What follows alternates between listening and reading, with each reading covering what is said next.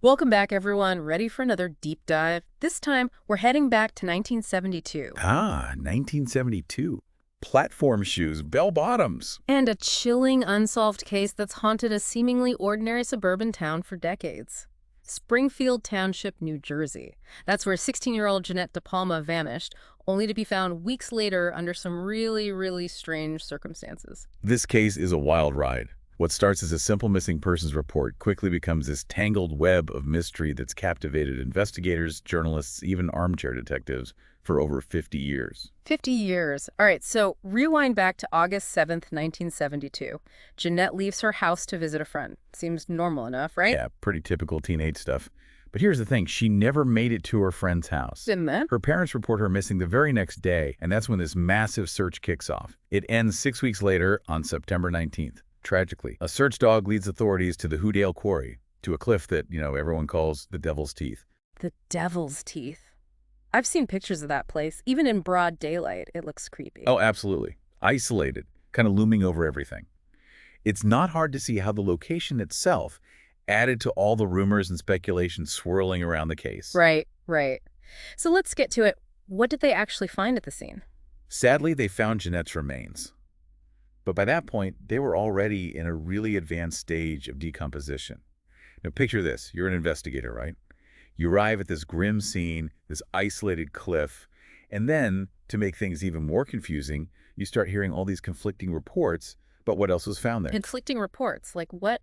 Some witnesses said they saw this makeshift coffin-shaped structure made out of branches and logs with these little wooden crosses placed inside. Really strange. Okay, that's creepy enough as it is. Yeah. But then some witnesses go even further. They start talking about a pentagram and animal remains.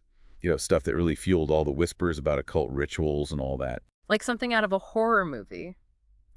Did the autopsy give any clear answers about how Jeannette died? Nope. It was inconclusive. Really? Despite the decomposition, there were no obvious signs of, anything. No fractures, bullet wounds, stabbings, nothing like that. So they had no idea how she died? Well, the coroner at the time thought it might be strangulation. But with the condition of the remains, he couldn't say for sure. And to add another layer of weirdness, they found a high level of lead in her remains. Never explained. Another mystery on top of a mystery. So where did the investigation go from there? Any promising leads or suspects? There were a few things they looked into. There was this homeless man who lived near the quarry. Everyone called him Red. They investigated him, but it led nowhere. But on top of that, people who knew Jeannette were giving conflicting statements. Didn't help at all, just made everything more confusing. It sounds like the investigation was hitting dead end after dead end. Was this about when all the occult theories really took off? Yeah, around that time. And to understand why those theories got so much attention, you got to remember what was happening back then. Just 10 months before, you had the John List murders in Westfield. That's not far from Springfield. Oh, right. That case was huge. Huge and terrifying. So people were already on edge. And then you have this young girl found dead in a super creepy location. It was like a perfect storm for fear and speculation to take root. Makes sense. I bet the media coverage didn't help either. Not really. Right after they found her body, some local newspapers started hinting at, occult sacrifice, satanic rituals, even mentioning possible involvement of local covens. Wow. And you got to remember, this was way before the internet and social media. Newspapers were how most people got their information. Right. So the way they were reporting on it could really shape how people saw the case. Exactly. It almost became part of the case itself. And that's what's so interesting about this whole thing. It shows how a story, once it takes on a life of its own, can be impossible to separate from the actual facts. Yeah, and it's wild how publications like Weird NJ, the magazine that's all about the strange and unusual, they actually ended up playing a big role in keeping the DePalma case in the public eye. Oh, definitely. They started publishing articles about it in the late 90s, early 2000s. They were getting all these anonymous tips, digging into all the inconsistencies. Didn't they even claim that the police were covering something up? That the official case file was missing? Yep. That really threw gasoline on the fire, made people even more convinced that there was more to the story. Like there was some big conspiracy going on. Crazy. But then, in 2024, Weird NJ actually walked back some of those claims. They got a hold of the case files, they looked at the crime scene photos and said they didn't find any proof of occult symbols or any of that. Yeah, that was a big turn. It really shows how the narrative can change over time as more information comes out. And it highlights how important it is to be critical, Yeah. to be able to tell the difference between facts and speculation. Totally. So we have this case that's already a complete mystery, and then there's all this media coverage, public speculation, making everything even more confusing. Where do we go from here? Were there any new leads in the years after? There are a few new developments. One of the big ones was a lawsuit about accessing evidence. In 2021, this guy, Edward Salzano, sued the Union County Prosecutor's Office. He wanted them to test Jeannette's clothing for DNA. That makes sense. I mean, DNA testing has solved so many cases in recent years. Right. He was hoping the new technology could give them answers they couldn't get back in '72. But there was this old crime lab report from back then. Yeah. It said that the stains on her clothes were too decomposed. Even with today's technology, they couldn't get conclusive results. Ugh, what a bummer. Every time there's a glimmer of hope in this case, it leads to another dead end. It's true. And it makes you wonder if we'll ever really know what happened to her. But there's one more twist, a really unsettling one. Oh. It involves this convicted serial killer, Richard Cottingham. You might know him as the Torso Killer. Wait, the torso killer? I remember reading about his crimes, absolutely horrifying. What does he have to do with Jeannette DePalma? Nobody knew for sure, but in 2021, Cottingham sent these written statements to a journalist named Jesse P. Pollock. Pollock co-wrote that book, Death on the Devil's Teeth. What did he say? He hinted that he might have been involved in Jeannette's disappearance and murder, and he even said he'd be willing to talk to investigators if they agreed to meet with him. Pollock sent all of this straight to the Union County Prosecutor's Office. So did they meet with him? What happened? That's where things go quiet. As of late 2022, there haven't been any updates from law enforcement. No word on whether they ever followed up on Cottingham's offer. It's crazy that even with a possible confession from a serial killer, this case is still so unclear. It's frustrating. It shows you that even with all the advances in forensics and investigation, some cases just stay stubbornly unsolved. Before we jump into part 2 of our deep dive into the Jeannette DePalma case, what do you think is the biggest takeaway from this first part? I think the biggest thing is realizing how powerful stories can be. Sometimes the stories we tell ourselves about a case, all the rumors and speculation, those things can become stronger than the facts themselves.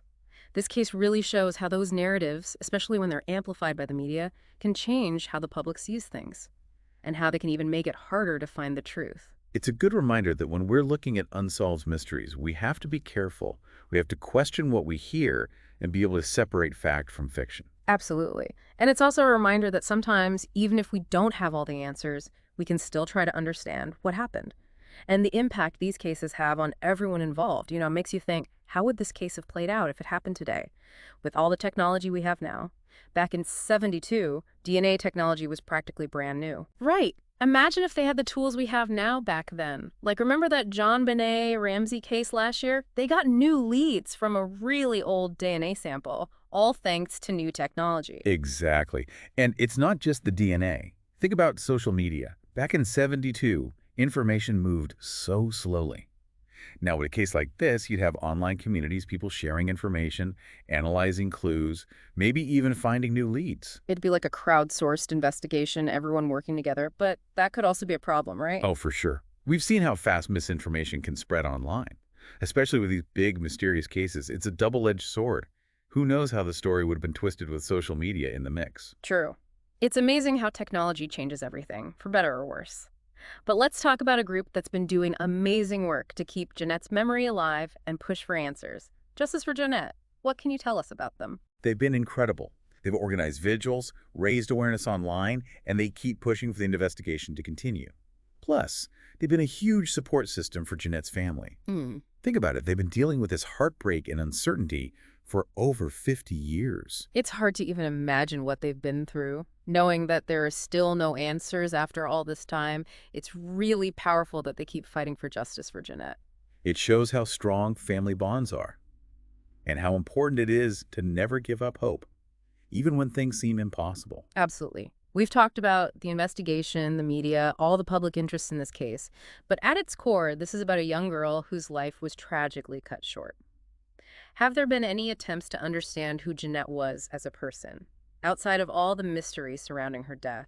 People have tried to put together a picture of her life, They've interviewed people who knew her, things like that. Everyone says she was a kind, gentle person. She loved animals, being outdoors. I even read that she was a writer, kept a diary. Sadly, they never found it. Oh, that's heartbreaking. That diary could have told us so much about her. Her thoughts, her personality. It's a reminder that behind every unsolved mystery, there's a real person, a life that was lived and lost. It is. We can't forget that. You mentioned earlier how powerful stories are, how they shape how we see things. It seems like the DePalma case is a perfect example of that, how different stories can spring up and change around an unsolved mystery. Oh, it definitely is. This case shows how people project their own fears, beliefs, and interpretations onto something when they don't have all the facts. Like, remember how those rumors about occult activity started? That was partly because the community was already terrified after the John List murders. Right, and then Weird NJ, while they were trying to uncover the truth, they might have accidentally made those rumors worse. Yeah, but to their credit, they did eventually admit that some of the wildest theories weren't backed up by evidence. It shows that even when we're dealing with the unexplained, it's so important to be skeptical, to be careful about believing stories that are based on guesses and speculation. I completely agree. And sometimes the most intriguing mysteries are the ones that leave us with more questions than answers. The De Palma case is a perfect example of that. It's amazing to me that even after more than 50 years, the DePalma case still gets people talking. I bet our listener has been thinking about everything we've discussed, trying to make sense of it all. Oh, I'm sure. That's what's so captivating about this case. It's not just about finding one clear answer. It's about wrestling with all the layers of an unsolved mystery. And it makes you think about bigger questions, like memory, how we see things, and our constant search for the truth. When you look at the case that way, what do you think is the most important part? What strikes me is how much the De Palma case shows our obsession with the unexplained. We love stories that challenge our understanding of the world, stories that hint at something bigger than us. And in a way, the fact that Jeanette's death is still a mystery lets us explore those feelings, our anxieties and curiosities, but in a way that feels safe. It's like these unsolved mysteries are a reflection of ourselves. They show our fears, our hopes, and how much we want to make sense of things. Exactly. And they also make us realize that we don't know everything. That sometimes, no matter how hard we try, some questions just won't have answers. And that's what keeps people coming back to these cases, right? Trying to put the pieces together, looking for that missing link. It's like we're hardwired to try and solve the unsolvable. I think you're onto something. There's something about the unknown that draws us in. This need to find the truth hidden beneath the surface. And in cases like Jeanette's, where it feels like justice hasn't been served, that need becomes even stronger. As we wrap up our deep dive into the Jeannette DePalma case, what's the one thing you want our listener to walk away thinking about? I'd say think about the power of stories, how they shape how we see things, especially when we don't have all the answers. It's important to remember that every story, every perspective comes from a specific point of view, whether it's the media, investigators, or people close to the case. And as we listen to those stories, we have to be critical, ask questions, challenge assumptions, and accept that the truth might be more complicated than we first thought. Well put. The Jeannette DePalma case reminds us that sometimes the most important thing isn't finding the answers. It's about understanding the questions better. It's a case that makes us think critically, feel empathy for those affected by this tragedy, and recognize the power of mystery and our need to understand, even when faced with the unknown. If you're interested in learning more about this case, check out the Justice for Jeanette website or read Death on the Devil's Teeth by Mark Moran and Jesse P. Pollack. And remember, sometimes the most valuable lessons come not from finding the answers, but from embracing the questions themselves.